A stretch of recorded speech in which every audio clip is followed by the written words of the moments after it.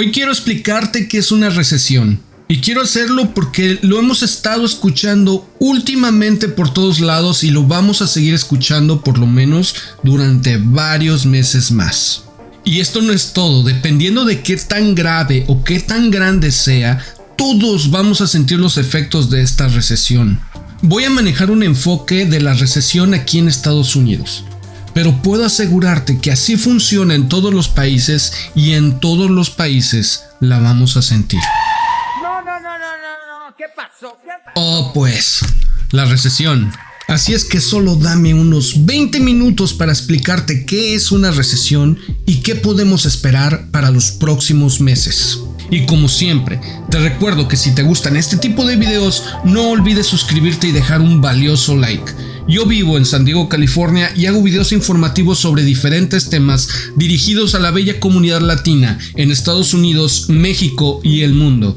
Mi nombre es Pedro y esto es Jaque Mate.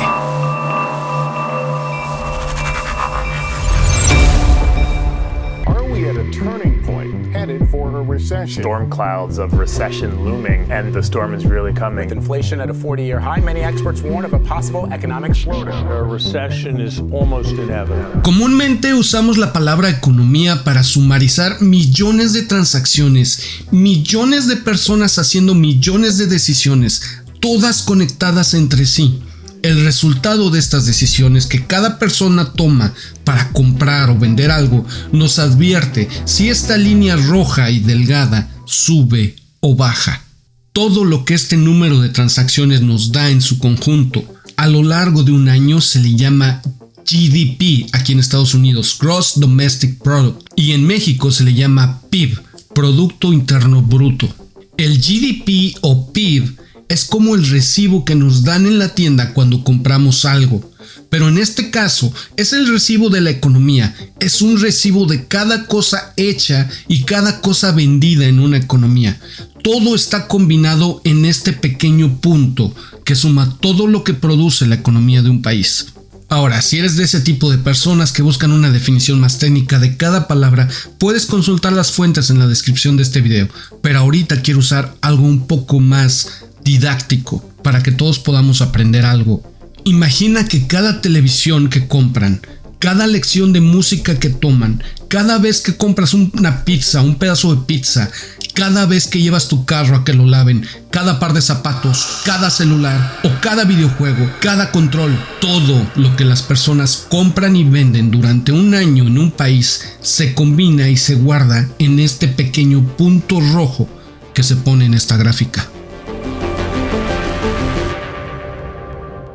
Aquí voy a usar el ejemplo del GDP en la economía británica de 1990. Todo lo que se produjo y vendió en esta economía fue de alrededor de 1 trillón de libras. Ese es su GDP de 1990. Esta es la gráfica en la que nos podemos dar cuenta qué tan grande es una economía. Es como podemos saber cuánto es lo que se produce y cómo se mueve el dinero año tras año. Fíjate en esto, ahora vamos a ver la gráfica de la economía británica en el siglo XII. Y como puedes ver, en aquellos tiempos la economía era muy plana, quiero decir, en esos tiempos la economía no tenía mucho movimiento, no crecía ni disminuía. Y esto es debido a que en el siglo XII la economía se desarrollaba en un mundo muy diferente al que vivimos hoy en día. Era un mundo basado en agricultura, clima, plagas, enfermedades o guerras. Fíjate, aquí en la gráfica hay un bajón que se dio en la economía durante la plaga de la llamada Black Death, comúnmente llamada peste negra. Esta peste mató al 40% de la población europea en ese entonces. Aquí podemos apreciar otro bajón en la economía debido a la Great Frost o Gran Helada en 1709, donde debido a la helada se arruinaron muchísimos cultivos e hizo que la economía de esos tiempos se contrajera muchísimo. Bueno, esos fueron algunos ejemplos de cómo se movía la economía en esas épocas. A pesar de todo, era bastante plana. Pero ahora fíjate en esto, esa línea que no se movía se fue para arriba de una manera impresionante al pasar el tiempo.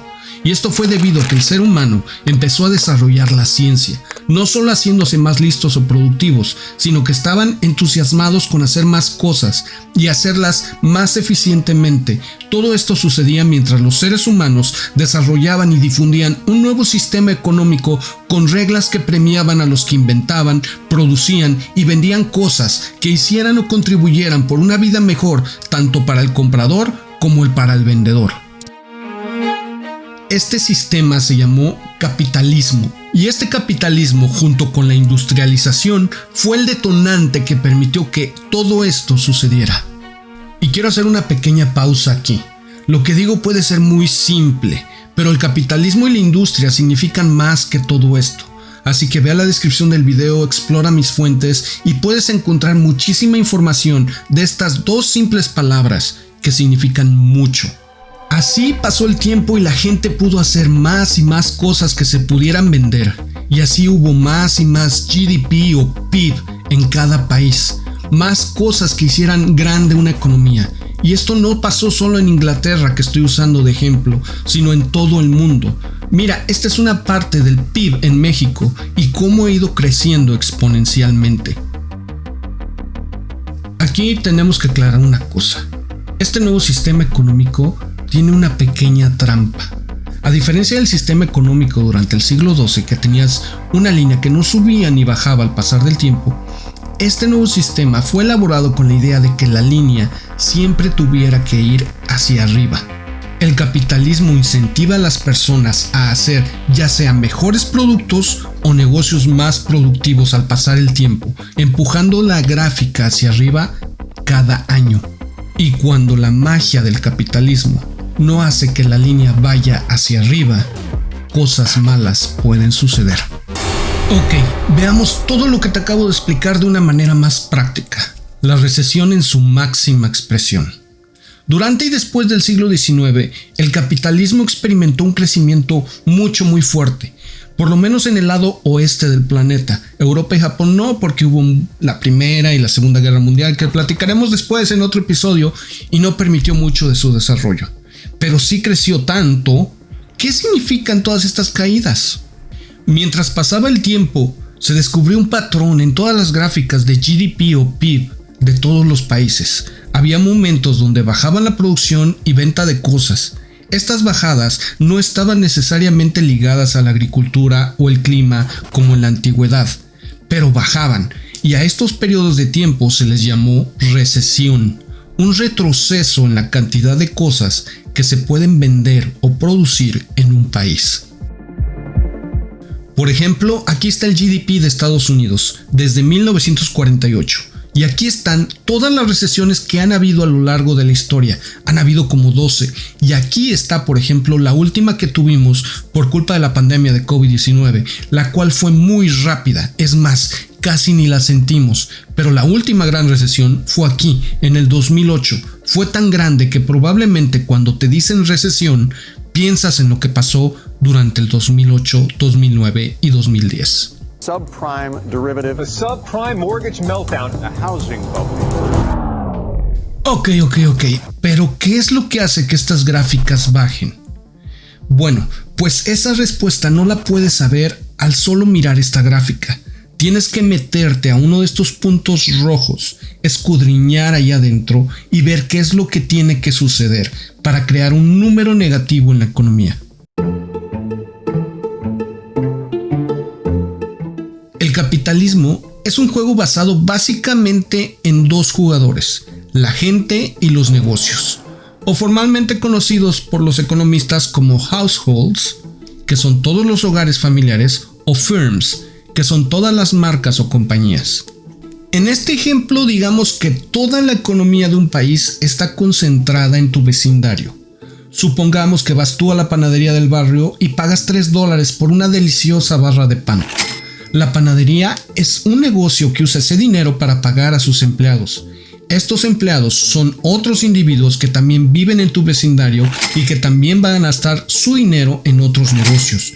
Por otro lado, la panadería va a pagar su renta del local a su gerente, a su manager, quien también es otra persona del vecindario y que también va a gastar su dinero en otros negocios del mismo vecindario, los cuales también tienen trabajadores y rentas que pagar. Y de repente, tu dinero está volando a través de todas las personas que están trabajando en este vecindario.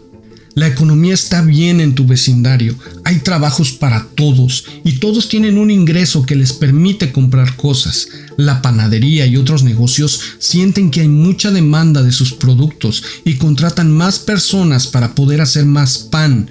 Con suerte para ellos, hay inversionistas para la panadería y para otros negocios. Empiezan a pedir préstamos, ya tienen dinero para contratar la ayuda que necesitan, hacer más pan, más compras, más trabajos, más cosas que se añaden al GDP o PIB de esta economía que está creciendo. Pero ¿qué pasa cuando esta cadena de buenas vibras, de mucho trabajo, se destruye?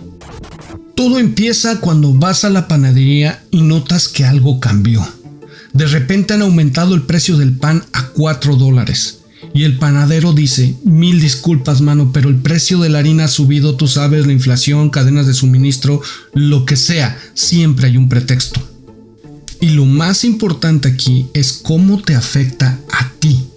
A lo mejor piensas: oh, ya está muy caro el pan, o si es que puedes comprarlo, entonces te pones a pensar en lo que dicen las noticias, de que los intereses van a subir aún más, de lo que ya han subido, y piensas entonces: oh, creo que no debería comprar ya este delicioso pan para poder seguir pagando mi carro, mi casa, o lo que sea. Después de esto, el empresario de la panadería empieza a pensar que es más caro el poder seguir invirtiendo.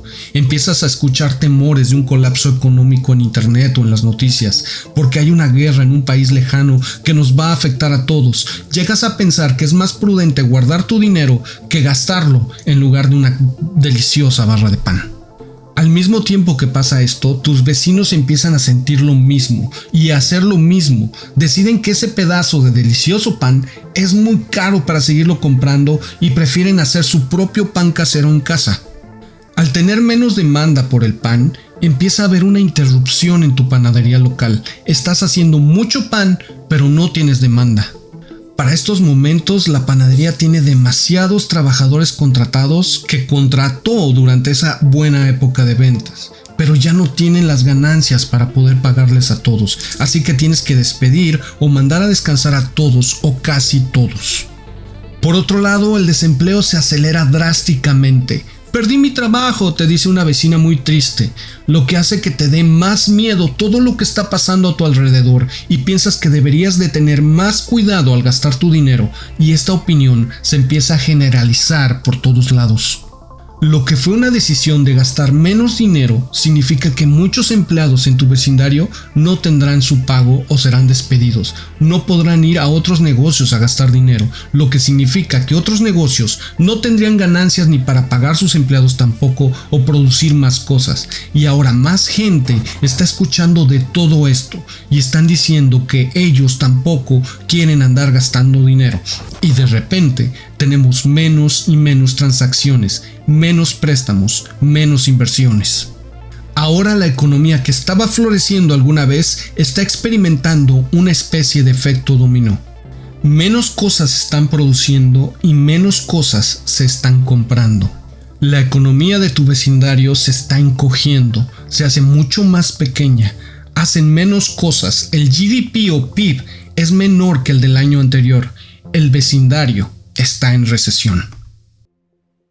Un punto que nos debe de quedar muy claro es que la recesión es el resultado de muchísimas personas haciendo microdecisiones en gastar o no gastar su dinero. Y por el sistema en el que estamos inmersos, estas decisiones causan una mega reacción en cadena que afecta a todos los que participamos en la economía. Esta es la bendición y la maldición del capitalismo. Bueno, fuera de esta analogía y bonita animación, regresemos al mundo real. Estoy casi 100% seguro que te estás preguntando, ¿estamos en recesión en este momento? ¿Acaso la gente está gastando menos dinero que hace que la economía haga menos cosas? ¿El GDP o PIB está haciendo esto? La respuesta a esta pregunta es: puede ser que sí. No lo sabemos todavía y esto es muy extraño. Esta recesión es muy rara y difícil de asegurar. Tenemos señales contradictorias por todos lados. Por ejemplo, aquí en los Estados Unidos tuvimos 2 periodos trimestrales consecutivos a la baja del GDP, y esto es a lo que muchos analistas económicos llaman una recesión. La definición de una recesión es que la economía se encoja durante 2 periodos trimestrales en el lapso de un año. Pero lo sorprendente fue que el tercer periodo del 2022, la economía de los Estados Unidos creció otra vez. Menos de un punto porcentual, pero creció. Así que podemos decir que no es una recesión todavía. Y además de esto, durante una recesión, el número de gente desempleada se dispara, pero la tasa de desempleo en estos momentos está a la baja. Esto no es una recesión, es inexplicable. Todas las señales son totalmente contradictorias. Por cierto, si quieres averiguar sobre la recesión y qué tan profunda puede ser, quién la declara y cómo nos afecta, por favor, checa las fuentes en la descripción. Ahí tengo un compendio súper gigante de todo lo que pasa durante una recesión. Si lo pusiera aquí, yo creo que todos estaríamos dormidos ya para este momento. En fin, lo que sabemos hasta este momento es que la gente está asustada, está paniqueada. Está siendo más prudente al momento de gastar su dinero. Y eso es a causa de una revolvedera de cosas que hemos escuchado en las noticias o en TikTok o en YouTube o donde acostumbres verlo. COVID-19, precios de los combustibles y de la gasolina, cortes de la cadena de suministros, virus de las aves, la guerra en Ucrania y un gran etcétera.